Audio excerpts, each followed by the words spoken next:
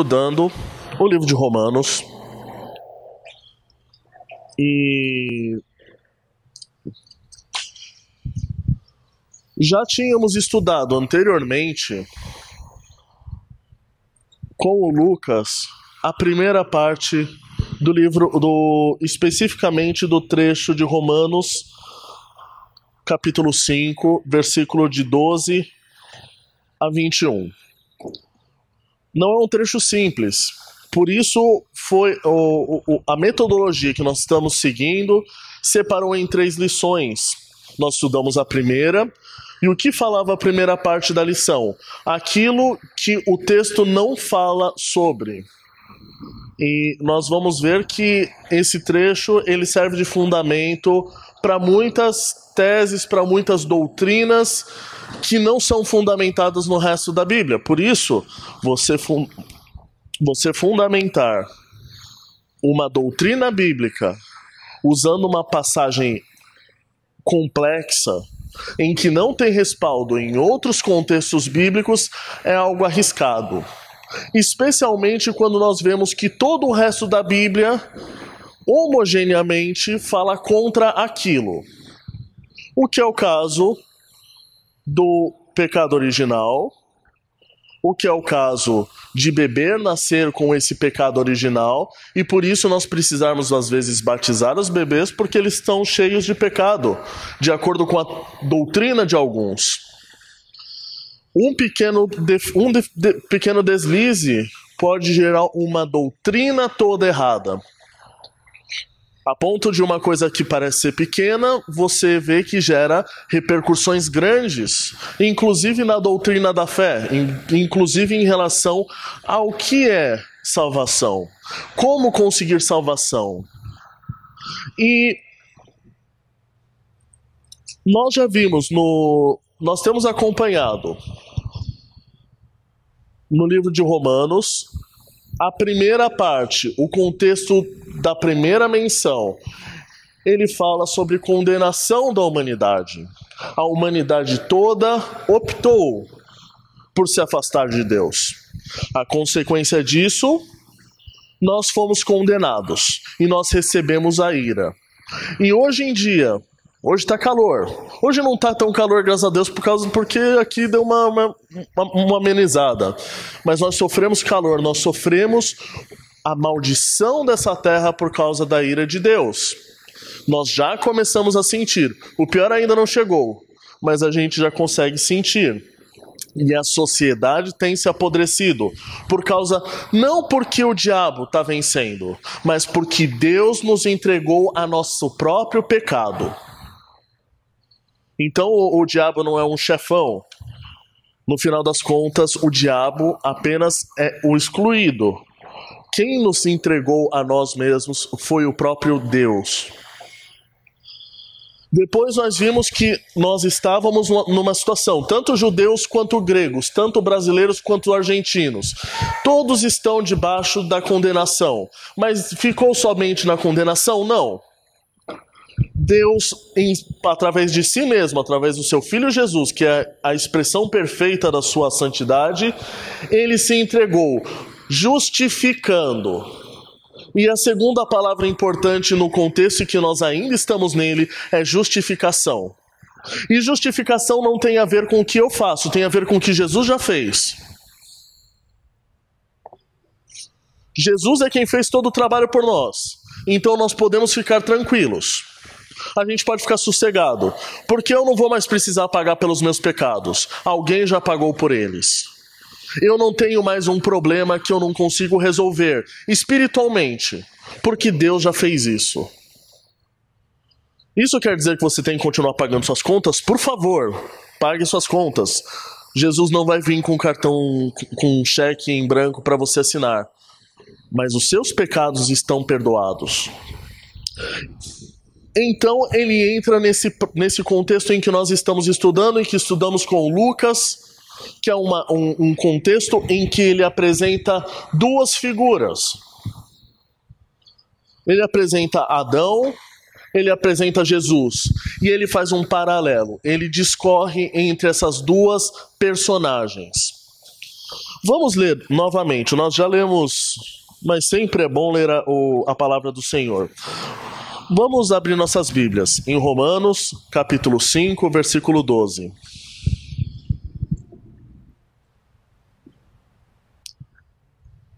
Romanos, capítulo 5, versículo 12.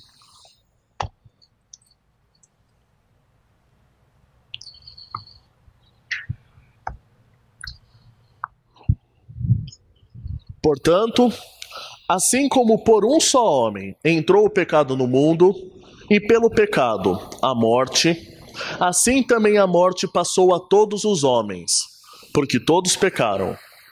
Porque até ao regime da lei havia pecado no mundo, mas o pecado não é levado em conta quando não há lei. Entretanto, reinou a morte desde Adão até Moisés, mesmo sobre aqueles que não pecaram à semelhança da transgressão de Adão, o qual prefigura aquele que havia de vir. Todavia, não é assim o dom gratuito como a ofensa. Porque, se pela ofensa de um só morreram muitos, muito mais a graça de Deus e o dom pela graça de um só homem, Jesus Cristo, foram abundantes sobre muitos. O dom, entretanto, não é como no caso em que somente um pecou. Porque o julgamento derivou de uma só ofensa para a condenação. Mas a graça transcorre de muitas ofensas para a justificação. Se pela ofensa de um e por meio de um só reinou a morte, muito mais os que recebem a abundância da graça e o dom da justiça reinarão em vida por meio de um só, a saber, Jesus Cristo. Vamos parar a nossa leitura por aqui, pois, como eu falei, esse estudo sobre esse trecho nós vamos ocupar 3 aulas. A nossa aula agora vai se focar nesses primeiros 5 versículos, do 12 ao 17, em que existe um paralelo forte entre o Adão e Jesus. E não é a primeira vez que Paulo que ele faz esse paralelo, não é algo inédito. Paulo já tinha escrito antes. Apesar de biblicamente estar depois o livro de Coríntios, o 1 Coríntios, ele foi escrito anteriormente.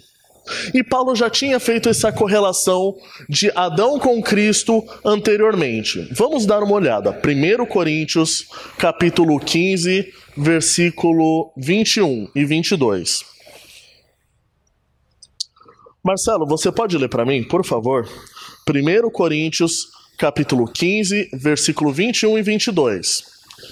Eu vou pedir para a Isabelle ler o versículo, no mesmo capítulo, versículo 45 e 47. E eu vou pedir para a Beth ler para mim o versículo 49. Todos esses no capítulo 15 de 1 Coríntios. 45, 47. São separados, tá bom? Vamos lá, por gentileza.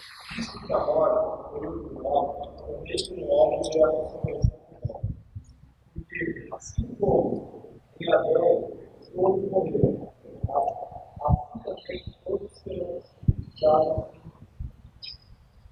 Ótimo.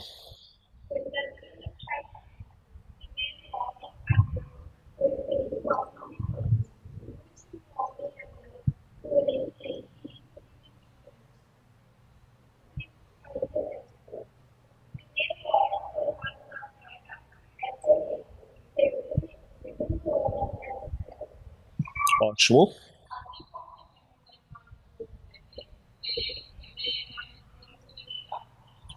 Ótimo.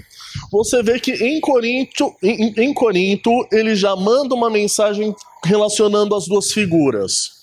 Primeiro, Adão como o primeiro homem terreno. Depois, Jesus como o primeiro homem celestial. Então essa já é uma imagem que Paulo utilizava. Por que ele utilizou, então, nesse contexto? Porque você vê, se nós voltarmos o contexto, se nós voltarmos para as lições, eu agradeço. Agradeço mesmo. se nós voltarmos para a lição, Paulo estava comentando de forma muito explicativa todos os elementos da justificação. Depois ele para o contexto e no versículo 12 ele começa com uma palavra. Qual é essa palavra? Portanto. Quando eu digo portanto, o que eu estou querendo dizer? É uma pergunta. Quando eu digo alguma coisa blá blá blá blá blá, portanto, blá blá blá blá blá. Qual é a intenção de eu usar o portanto? Está dando uma explicação sobre algo, correto? Exatamente. Porque assim, hoje está chovendo muito, portanto, acho que vai encher o jockey. Espero que não. Mas eu dou primeiro uma premissa, eu dou primeiro um fato, portanto, vai existir uma resposta por causa daquele fato. Então você vê que esse trecho que ele aponta Adão e Jesus faz um paralelo, tem a ver com algo que ele já falou. Só que se você ver o trecho anterior, não parece dar uma liga.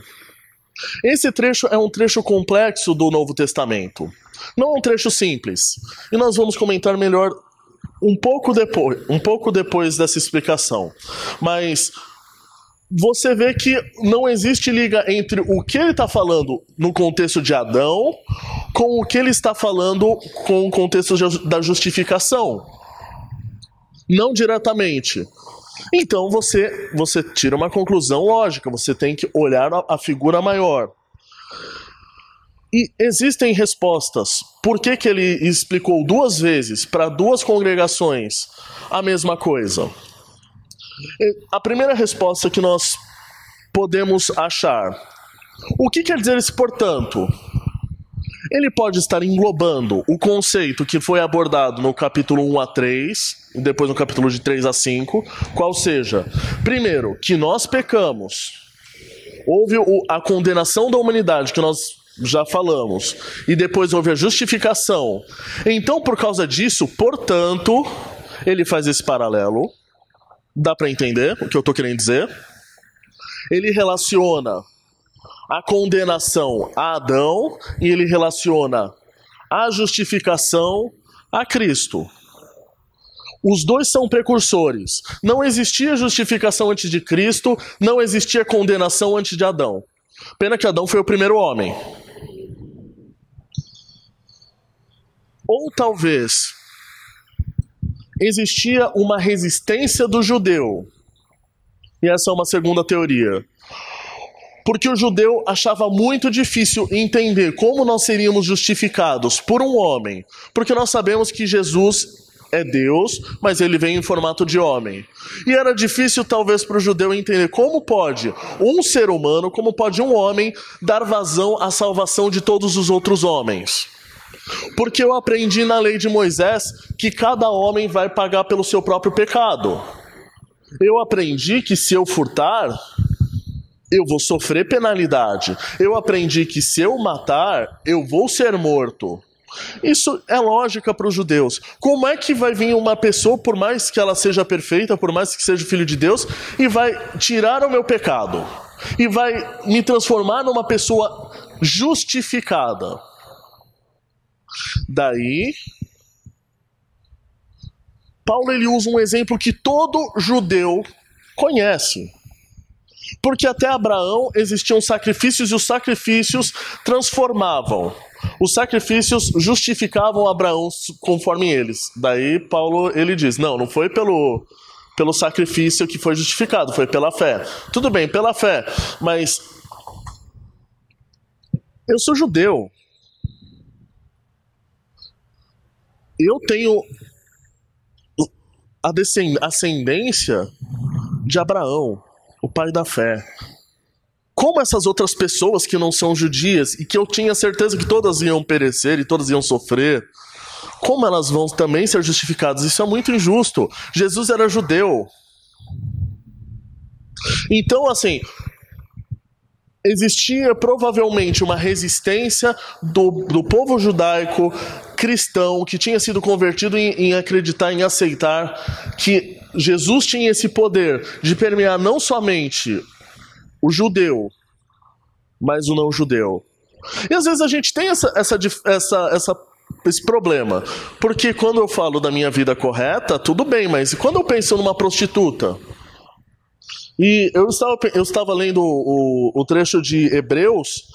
É interessante ver como o herói da fé, Abraão, está do lado de uma prostituta, Raabe. E os dois são exaltados por Deus. Graças a Deus por isso. E muitas vezes, talvez, eu não seja exaltado e uma prostituta seja. Porque ela se converteu. Porque ela mudou. Para o judeu era muito difícil falar isso.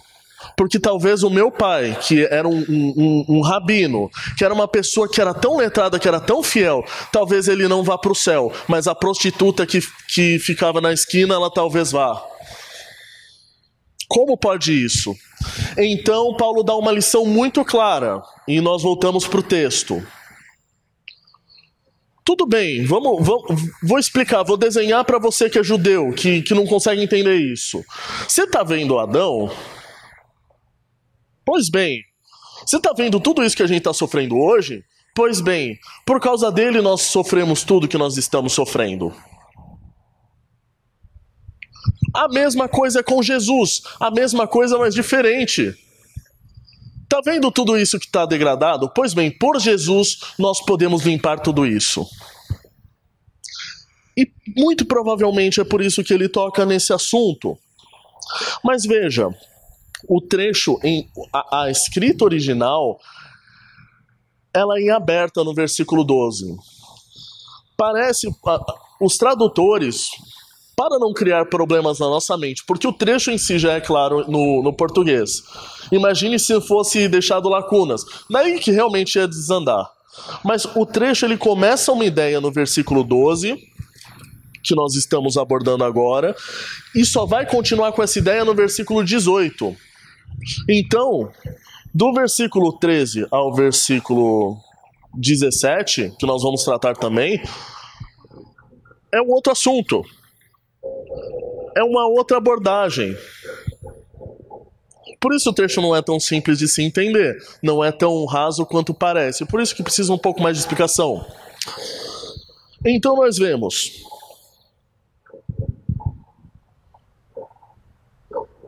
Portanto, e nós já explicamos, assim como por um só homem entrou o pecado no mundo, e pelo pecado a morte, assim também a morte passou a todos os homens, porque todos pecaram.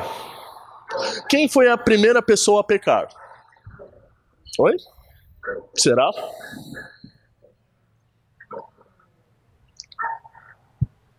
Quem foi a primeira a desobedecer à ordem de Deus? Foi Eva, exatamente. Não foi Adão. Daí assim, eu sei que vocês não são conspiracionalistas. Eu sei que vocês vão falar, então Eva não pecou, então Eva devia estar no paraíso. Eva pecou também. Mas por que Paulo ele relaciona primeiro a Adão?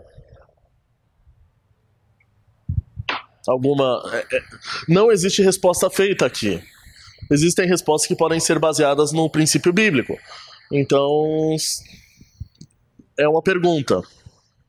Por que ele primeiro aborda... Adão foi o primeiro a pecar?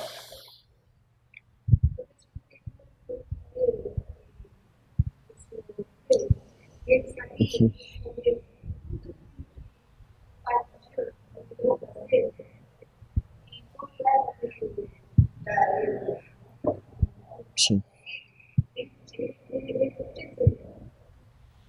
Sim. Sim. Deus falou para Eva não pegar o fruto? A Bíblia diz, a Bíblia não refere e naquilo que, assim, nós sabemos que Adão recebeu a ordem. Então, Eva tinha certeza da palavra do Senhor? A gente sabe se Adão falou, olha, você não vai comer daquele fruto porque Deus falou expressamente. A gente não sabe. Muito pelo contrário, a palavra do Senhor nos fala que Eva não tinha total certeza. Ela tinha ouvido o que era o certo e errado, que ela não deveria comer, mas que no final, quem pecou conscientemente foi Adão. Vamos dar uma olhada lá. 1 Timóteo, capítulo 2, versículo 14.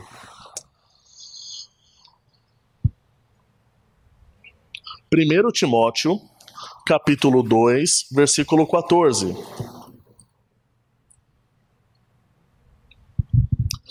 A palavra do Senhor diz: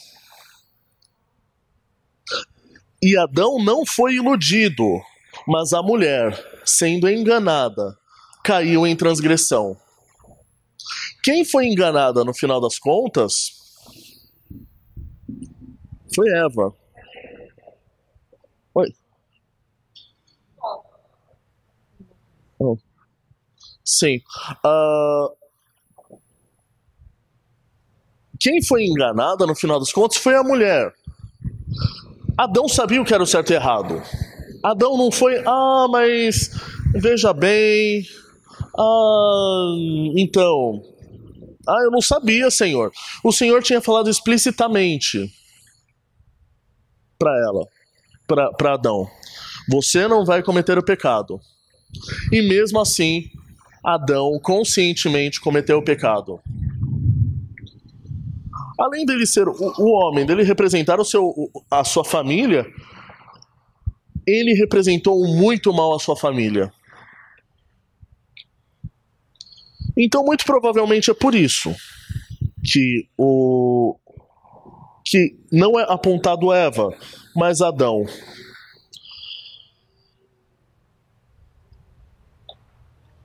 Existia pecado antes de Adão pecar?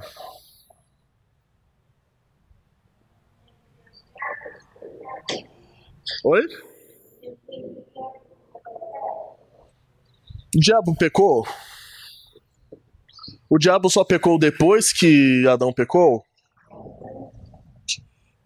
Então existia pecado antes de Adão. Vamos dar uma olhada nisso. Eu não vou, assim, é uma suposição lógica interessante que é respaldada na Bíblia. Vamos dar uma olhada em 2 Pedro, capítulo 2, versículo 4. 2 Pedro, capítulo 2, versículo 4. A palavra do Senhor diz: ora, se Deus não poupou os anjos quando pecaram, antes, precipitando-os no inferno, os entregou a abismo de trevas, reservando-os para o juízo. Ou seja, o pecado já existia mesmo antes do homem existir. O que Adão fez? Adão simplesmente trouxe o pecado para aquilo que era perfeito. Porque Deus criou e tudo era bom, e tudo era perfeito, e tudo funcionava. Era um lugar maravilhoso. Era um jardim perfeito. O que Adão fez nos trouxe essa maldição, nos trouxe esse presente maldito, em que nós, no final das contas, acabamos nos impregnando dele. Se tornou uma doença, se tornou uma maldição sobre nós. E com isso,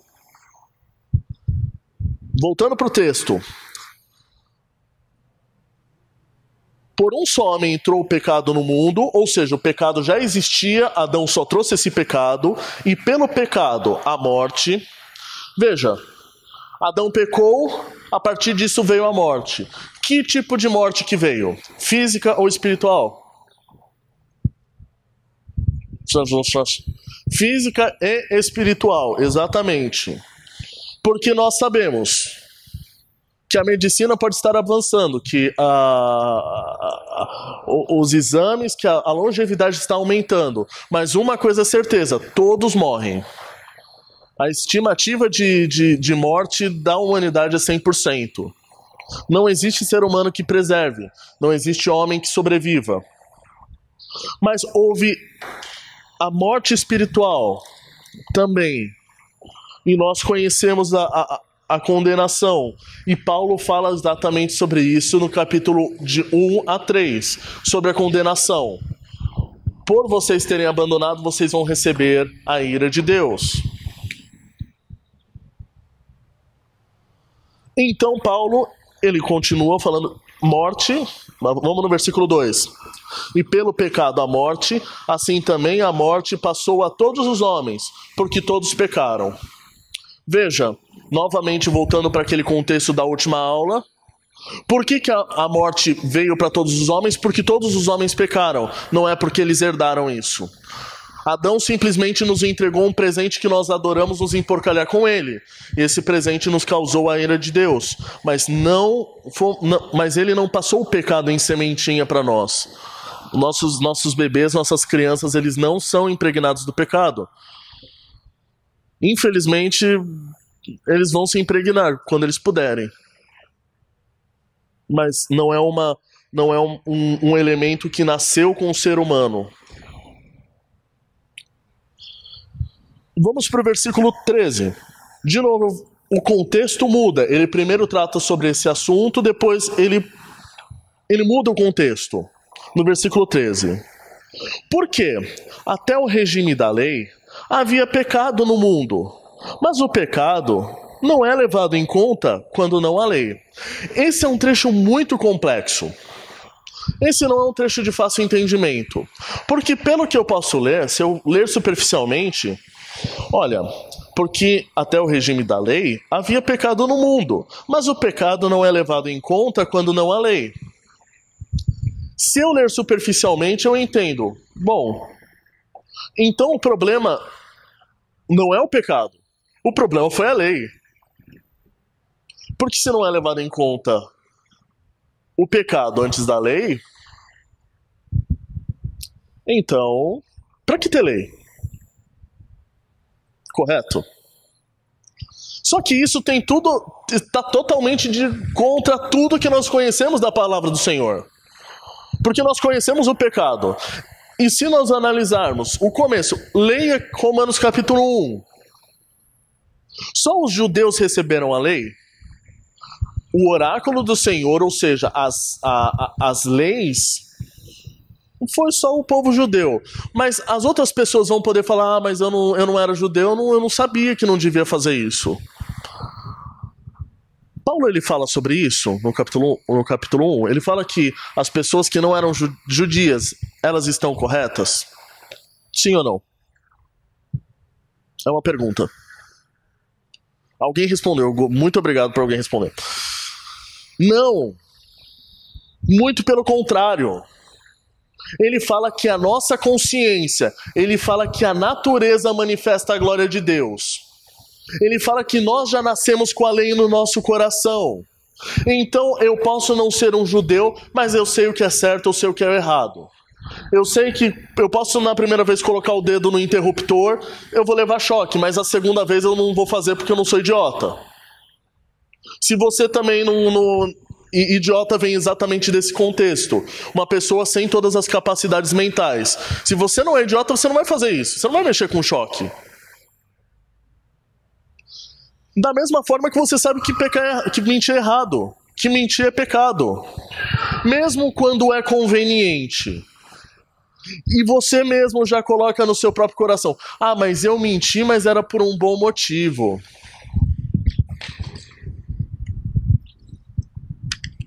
Era por um bom motivo que eu dei essa mentirinha. É uma mentirinha branca.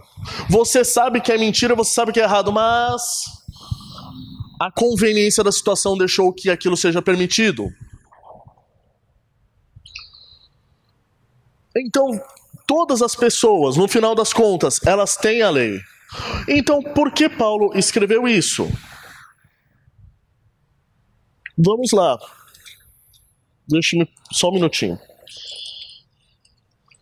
Romanos, capítulo 5, versículo de 12, a gente está vendo o versículo 13 agora.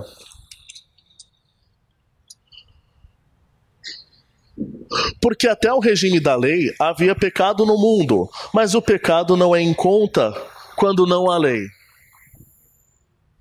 Então, nós devemos ampliar esse sentido. Já que nós não encontramos a correspondência, uma fidelidade estrita nesse trecho, porque nós sabemos que as pessoas que não conheciam a lei, porque antes não existia a lei. É o seu carro.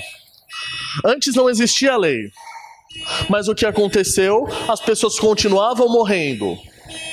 As pessoas continuavam pecando.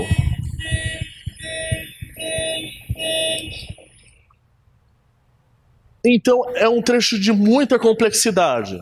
Não existe uma explicação clara, uma explicação simples para isso. Nós devemos abranger o contexto. O contexto é: todos pecaram no final das contas. Ninguém pode se excusar de não saber a lei de Moisés, porque mesmo antes de existir a lei de Moisés, já existia a lei no coração do homem, e já existiam homens virtuosos, já existiam homens depravados. Versículo 14.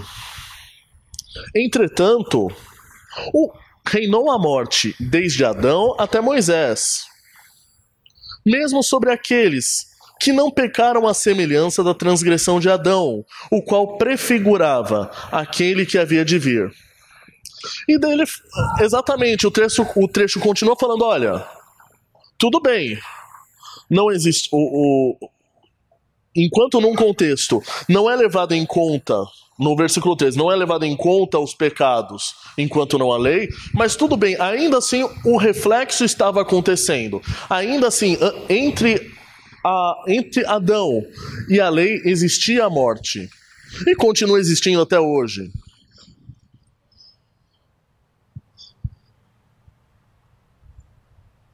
E ele acrescenta uma coisa interessante. Ele fala que todos continuaram pecando, mesmo aqueles que não pecaram à semelhança da transgressão de Adão. Qual é a semelhança da transgressão de Adão? É um termo muito complexo, até para mim. Eu gosto de ler coisas difíceis, mas para mim é denso. Vocês têm alguma ideia? Vem alguma coisa à mente quando se fala isso?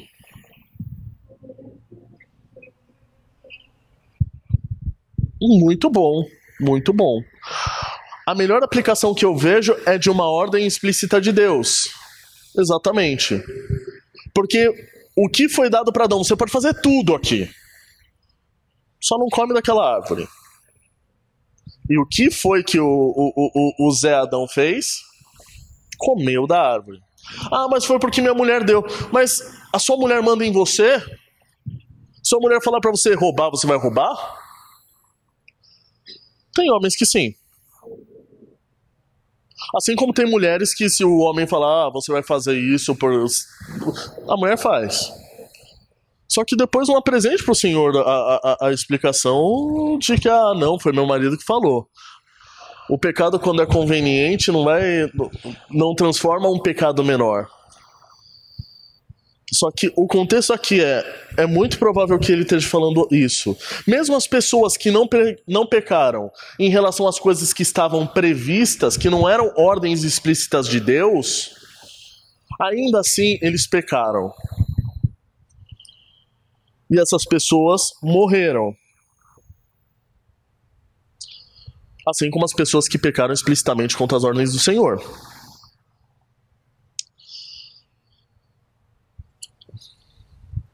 Entretanto, ele fala sobre isso, fala sobre a morte, fala sobre o pecado, e no versículo 14 ele começa a introduzir essa figura do outro Adão, do tipo Adão. Vamos lá.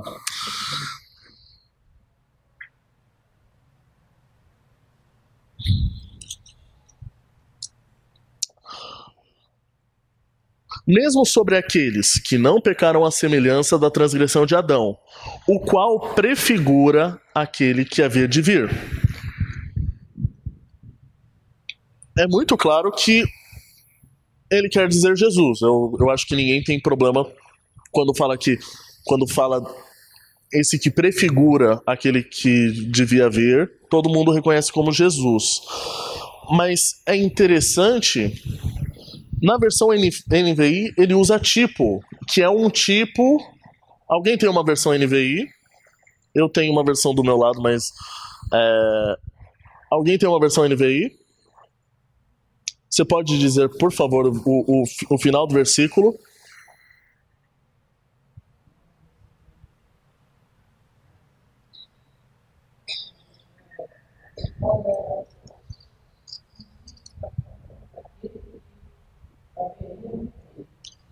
Ótimo. Era um tipo daquele que havia de vir. É um conceito interessante, porque prefigura, eu gosto muito do conceito da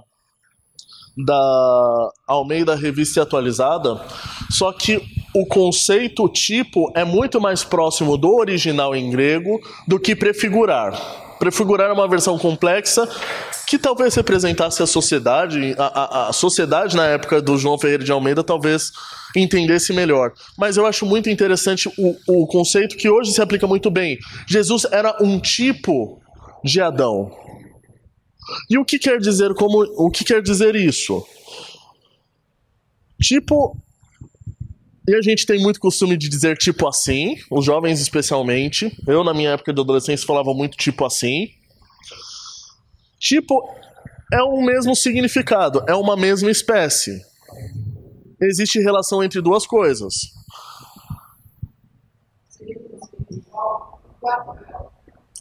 Esse quadro é tipo um quadro negro. Só que ele não é negro. Esse quadro é tipo uma lousa de escola, mas não é uma lousa de escola. Existem semelhanças, mas isso não quer dizer igualdade, isso não quer dizer semelhança. É importante nós lembrarmos, porque nesse texto nós vamos ver que Jesus, ele é muito parecido com Adão, só que ele é totalmente diferente naquilo que é parecido. Ele é o que nós chamamos de antitipo. É eu simplesmente pegar tudo. O Ailton é gordinho. O Fagner é magro. O Ailton, eu vou usar você como exemplo, por mais que você não seja baixo. O Ailton é alto, o Fagner é baixo. Tudo que o Ailton é, o Fagner não é. E tudo que o Fagner é, o Ailton não é. E assim por diante. Eles têm muita coisa em comparação? Tem. Um é o tipo outro. Só que o tipo outro contrário. Graças a Deus. A única coisa que tem em Adão e Jesus, eles são precursores de uma era. Eles são quem inicia uma fase. Uma fase de desgraceira, o outro uma fase de bênção. E é exatamente isso que nós vamos ver do versículo 15 ao 17. Paulo ele usa várias atribuições para mostrar como Jesus era o contraponto de Adão. Como os dois são precursores de uma nova fase. Os dois são desbravadores. Um desbravando para o inferno, outro desbravando para sair do inferno. Mas os dois são muito parecidos. Todavia, versículo 15, Romanos capítulo 5, versículo 15. Todavia, não é assim o dom gratuito como a ofensa. Por quê? Se pela ofensa de um só morreram muitos, muito mais a graça de Deus e o dom pela graça de um só homem, Jesus Cristo, foram abundantes sobre muitos. Veja, ele já começa colocando esse contraponto. E de uma forma muito densa na Revista Atualizada, um pouco mais branda na NVI. Eu tive que ler umas 5 vezes esse texto para conseguir entender o que ele queria dizer. Eu não sei se todos tiveram a mesma dificuldade que eu. Mas, todavia, não é assim o dom gratuito, como ofensa.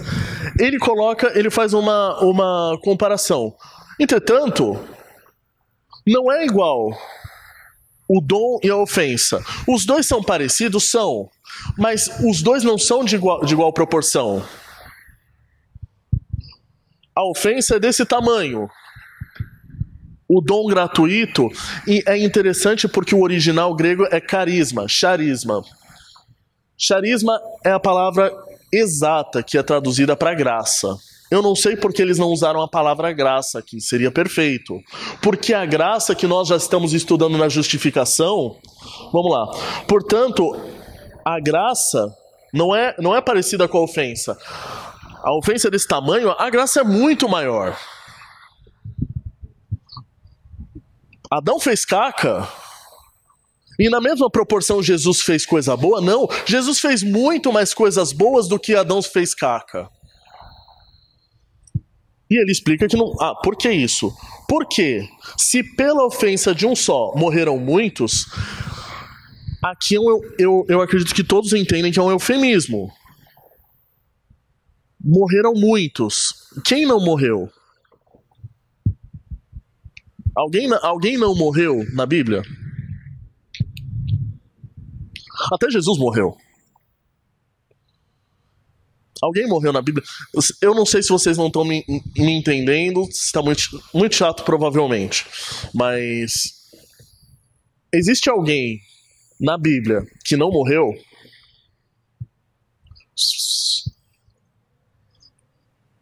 Existe alguém na Bíblia que não morreu? Existe alguém na Bíblia que não morreu? Existe alguém na Bíblia que não morreu? Existe alguém... Não, mas assim, eu tô falando de morte física. Oi? Não. Enoque, boa. Enoque não morreu. E Elias, exatamente. Então, toda a humanidade morreu, exceto Enoque e Elias. Mas se eles tivessem permanecido na Terra, eles teriam morrido? Sim. Deus não permitiu que eles morressem, ele trouxe para si enquanto estavam vivos. Mas a maldição da morte é para todos. Eles foram poupados, mas eles também estariam na guilhotina. Então, assim, quando ele fala com eufemismo. Isso é importante. Porque se pela ofensa de um só, se pela ofensa de Adão, morreram muitos, ou seja, morreram todos, muito mais a graça de Deus e o dom pela graça de um só, Jesus Cristo, foram abundantes sobre muitos. Isso quer dizer que ele morreu por todos? Veja, primeiro ele fala que por causa de um, muitos morreram, e muitos a gente significa todos. Muito mais Jesus, que se sacrificou, e muitos foram salvos. Esses muitos querem dizer todas as pessoas? Exatamente. Não é simplesmente Jesus morreu na cruz e todo mundo está salvo. Não. Mas veja. Então, o que esse trecho quer dizer? Então, o que esse trecho pode querer nos falar?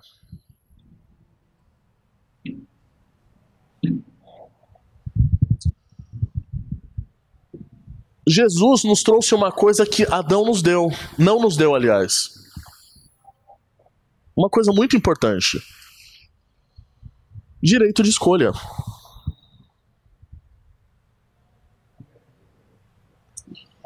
Jesus não vai impor para você, olha, você vai morar comigo no céu, eu estou mandando você morar no céu, você é obrigado a fazer isso. Ele simplesmente nos deu opção. E convenhamos, para um escravo falar sobre liberdade é ótimo. Nós que vivemos numa democracia não deveria ser tão bom assim, mas ainda a gente sente saudade de liberdade. Ainda que seja tão... nós tenhamos tantas liberdades, ainda assim falar sobre liberdade soa como algo gostoso. Parece que não é algo que a gente vive. Mas a gente tem tanta liberdade, mesmo assim nós estamos presos aqui.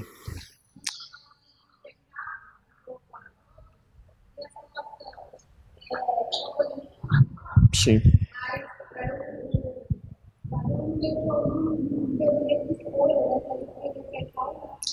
Exatamente. Ele simplesmente colocou todo mundo na lama.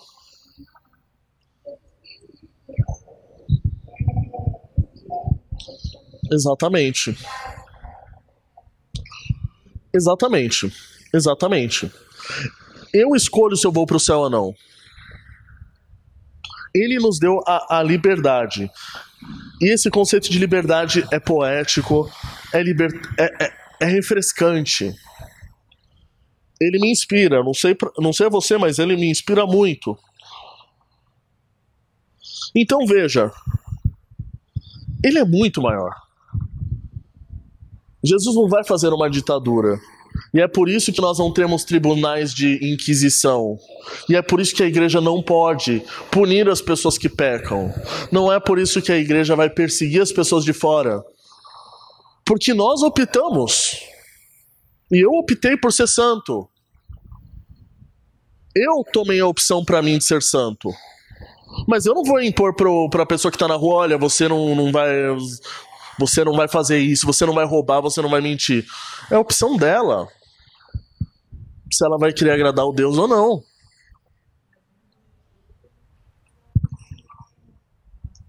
Sim. Sim. Sim.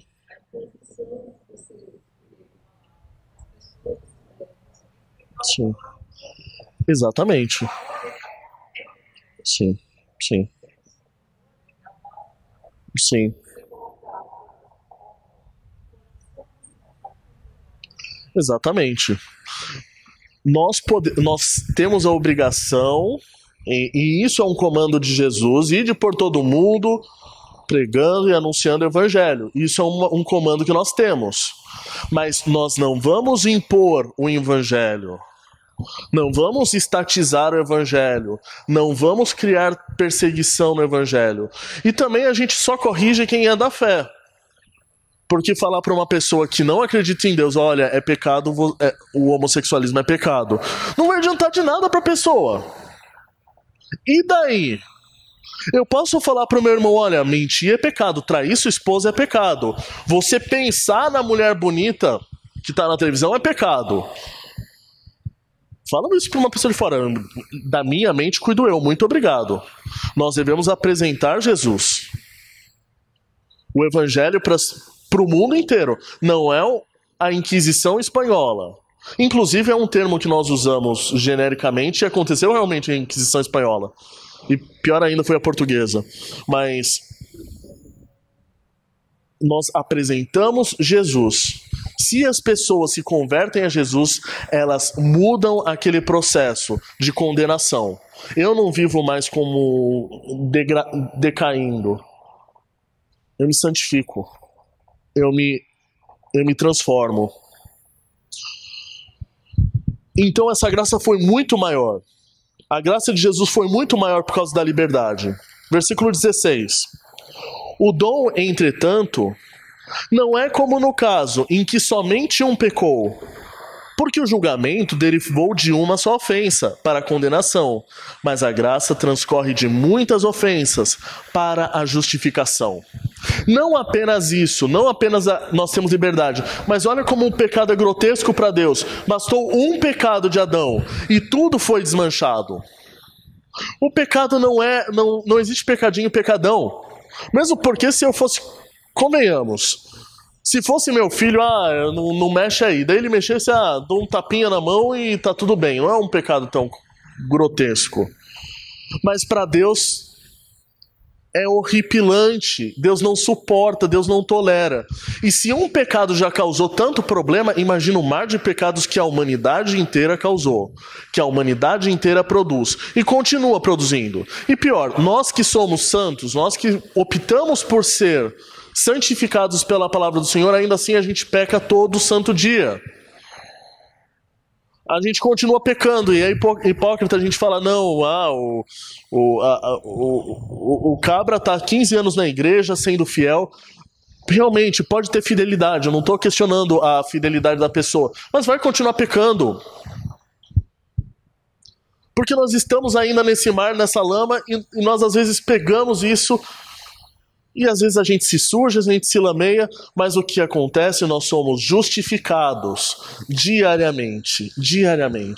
Se bastou uma caquinha, bastou um lixo produzido por Adão para dar corrupção para todo mundo, a graça de Jesus ela consegue ser muito maior que aquele pecado. Ela inunda e diariamente os seus pecados. Você pecou hoje? Peça perdão, você já está perdoado. Você continua pecando? Peça perdão, arrependa. Porque qualquer pessoa que diz, e algumas pessoas dizem, não, mas você tem que parar de pecar. Realmente, eu devo parar de pecar. Mas se depender de mim para parar de pecar, eu vou para o inferno. Eu dependo do Senhor Jesus todos os dias. Porque é muito simples. Eu me batizei, eu vou cortar todos os meus pecados. Como algumas pessoas tentam impor. Fala, não, você não pode mais fazer isso porque você está em pecado. Eu estou em pecado todos os dias. A grande diferença é que tem alguns pecados que eu posso não me arrepender. Eu posso trair minha namorada, tá traindo minha namorada, eu me arrependo, Senhor. E daí amanhã tá com outra e traindo. Você não... Espera, isso daí não é arrependimento. É diferente. Mas se eu me arrependo, continuo lutando, caí de novo, me arrependo, Deus, ele tem o poder de curar, ele tem o poder de salvar essa alma pecaminosa. Então, tudo aquilo que Deus toca, quando você colocar na mão de Deus o seu pecado, você se expor e você se arrepende de verdade, daí você vai ser curado, você vai ser limpo. Às vezes é por isso que Deus permite que assim, traições sejam reveladas na igreja. Nossa, mas sério, mas tal pessoa fez isso? Nossa, sério, tal pessoa cometia isso?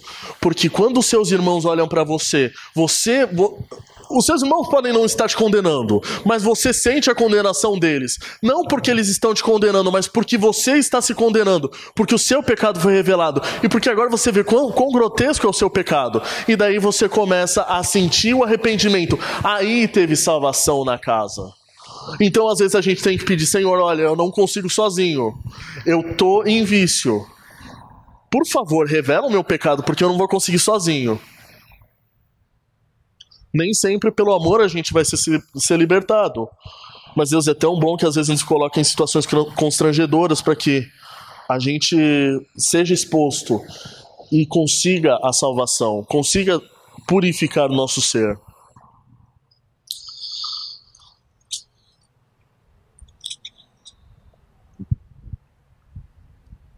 Versículo 16. O dom... Então, no versículo 15 nós falamos, se Adão pecou uma vez e causou toda a desgraça, Jesus veio e limpou toda a desgraceira só, de uma vez. Versículo 16. O dom, entretanto, não é como no caso em que somente um pecou, porque o julgamento derivou de só uma ofensa para a condenação, mas a graça transcorre de muitas ofensas para a justificação. 17. Se, pela ofensa de um e por meio de um só, reinou a morte, muito mais os que recebem a abundância da graça e o dom da justiça reinarão em vida por meio de um só, a saber, Jesus Cristo. Porque até então a morte era uma ditadora. Porque tudo bem, Moisés foi muito exemplar, foi um homem manso, e Deus o chamou de o homem mais manso da terra. Que louvável isso, que bonito isso. Abraão foi um amigo de Deus, e que lindo ouvir isso, essa declaração. E nós podemos ver Davi, o homem segundo o coração de Deus. Salomão foi o homem mais sábio de sua época, e Deus atribui elogios que eu gostaria de... Eu espero que um dia Deus fale isso de mim. Mas todos eles sofreram a condenação. E se não fosse por Jesus, Moisés iria para o inferno. Se não fosse por Jesus, Abraão iria para o inferno. Todos estavam debaixo da ditadura da morte. Todos estavam, e a morte os aprisionava, e a morte os acorrentava.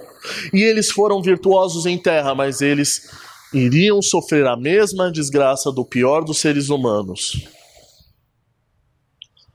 Mas o que acontece? Se Adão, ele criou todo esse constrangimento, todo esse problema para a humanidade, Jesus vem e oferece muito mais do que nós tínhamos aqui na terra. Ele oferece o reino dele. E nós temos a certeza de que nós não vamos para o inferno porque nós temos a Jesus. Então esse paralelo de um que fez Os dois têm uma relação, os dois são precursores. Mas ainda assim, mesmo sendo uma relação, ainda assim Jesus superou muito o comparado. Jesus foi muito além do que aquilo que o outro tinha preparado para nós. E ele nos deu o dom da justiça. Novamente, eu acho que eles provavelmente colocaram o dom da justiça porque ia ficar repetitivo. Mas charisma, graça, é uma substituição perfeita. Então eu posso ler com segurança de que a partir da vírgula, muito mais os que receberam a abundância da graça e a graça da justiça reinarão em vida por meio de um só, a saber, Jesus Cristo. Nós vamos receber a graça da justiça. Enquanto a gente tinha medo da justiça, quando a gente tinha condenação, hoje a gente tem a graça da justiça. Nós temos felicidade, que vem a justiça. Se você está no lugar certo, se você sabe, se você tem a certeza de que Jesus limpou o seu pecado, não que você seja demais, não que você esteja fazendo algo maravilhoso, mas que Jesus perdoou os seus pecados, peça por justiça. Eu clamo por justiça. Porque algumas pessoas, especialmente quando perdem entes queridos, elas falam, eu quero a justiça de Deus. Elas não têm a mínima ideia do que estão pedindo. Se elas tivessem, elas iam, por favor, manda ele mais pro inferno, mas eu espero a sua justiça. Espero porque eu não quero a sua justiça. Amém? O do versículo 18 ao 21 vai ser a última parte desse estudo desse trecho. E provavelmente vai ser o Santana a dar aula no próximo domingo. Eu espero que não tenha sido muito complexo, como sempre. Vamos fazer uma oração. Senhor Deus, nós reconhecemos a sua bondade, sua fidelidade. Nós acreditamos que o Senhor mandou algo muito melhor do que nós tínhamos anteriormente. E nós acreditamos o quão Jesus é maravilhoso, porque Ele nos deu liberdade. E não deu liberdade simplesmente de sermos livres do pecado, mas deu-nos liberdade, inclusive, de segui-lo ou não. O Senhor nos deu algo muito melhor do que nós tínhamos. Se antes Adão tinha o Éden, nós vamos ter algo muito melhor que o Senhor nos preparou. E nós temos certeza que é melhor porque o Senhor nos prometeu. E nós sabemos que o Senhor é fiel. Senhor, continua conosco. Nos dá sua sabedoria e nos dá suas bênçãos. Justifica-nos, Senhor, porque por nós mesmos a gente não tem condição de chegar até a sua morada. Mas nós sabemos que o Senhor é fiel para nos perdoar de toda iniquidade. Em nome do seu Filho Jesus, amém.